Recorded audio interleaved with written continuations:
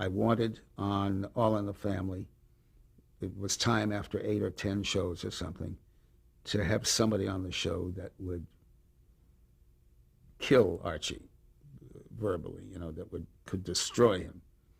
And, Mike fought with him all the time, and Mike was as poor a liberal in terms of being well-founded in his views as Archie was a conservative. So I thought, given my family life, it had to be somebody out of his deep past that could hammer him over a 20-year period, that could reach back into his history. And so I'd always loved my friend Bea Arthur. So we wrote in the character of Maude, a cousin of Edith's, who never wanted him to get married, who knew him that long, and did want her to marry this guy. And we brought her on. And we were 3 days in rehearsal when I knew that I would hear from Silverman and others to let's do a show with this woman. Because Silverman being? Fred Silverman, who was then head of programming, head of programming for CBS.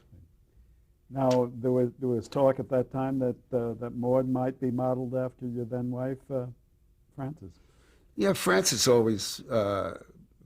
believed that, and maybe others did too. And I fought to believe it because I wanted, there's no reason why I couldn't feel that way.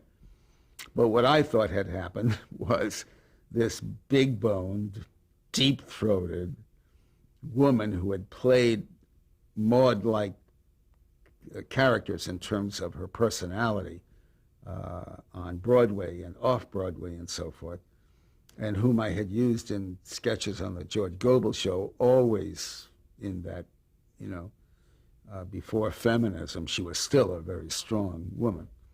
So I thought we were writing Bea Arthur as Maude, but I always saw the similarities. I mean, it's at the start of the feminist movement, and there was a Frances Lear who was hardly the personality of a Bea Arthur, but she was fierce in her convictions.